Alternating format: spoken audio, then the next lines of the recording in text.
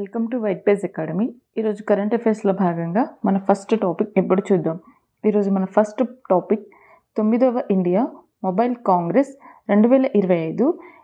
ఇది ఏ తేదీలలో నిర్వహించబడుతుంది, దీని యొక్క థీమ్ ఏమిటి, దీన్ని ఎక్కడ నిర్వహిస్తున్నారో ఇప్పుడు చూద్దాం. 9వ ఇండియా మొబైల్ కాంగ్రెస్ని అక్టోబర్ 8 నుంచి 11 వరకు న్యూఢిల్లీలోని యశోభూమి కన్వెన్షన్ సెంటర్లో నిర్వహిస్తున్నారు. 2025లో దీని యొక్క థీమ్ ఏమిటంటే innovate to transform. Next topic Kilauea అగ్నిపర్వతం. ఇది ఏ దేశంలో ఉందంటే యునైటెడ్ స్టేట్స్లో ఉంది. Next topic national apprenticeship promotion scheme. దీనిని ప్రారంభించిన మంత్రిత్వ శాఖ ఏది అంటే నైపుణ్యాభివృద్ధి మరియు వ్యవస్థాపకత మంత్రిత్వ శాఖ చొరవలో భాగంగా దీనిని ప్రారంభించారు.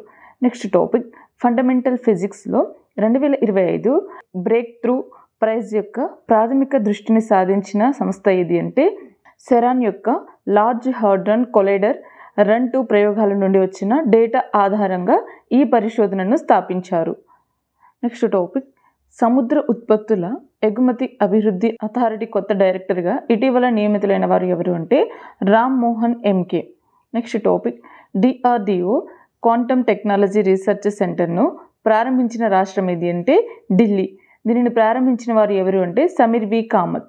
నెక్స్ట్ టాపిక్ భారతీయ జానపద సంగీతానికి చేసిన కృషికి గాను 2025లో మరణాంతరం పద్మ విభూషణ్ అవార్డు పొందిన గ్రహీత ఎవరు అంటే Sharada Sinha. Next topic AMCA కార్యక్రమం కింద భారతదేశానికి 5వ తరం యుద్ధ విమానాలను అందించడం కోసం లక్ష్య సంవత్సరంగా ఏ సంవత్సరాన్ని ప్రకటించారంటే 2035.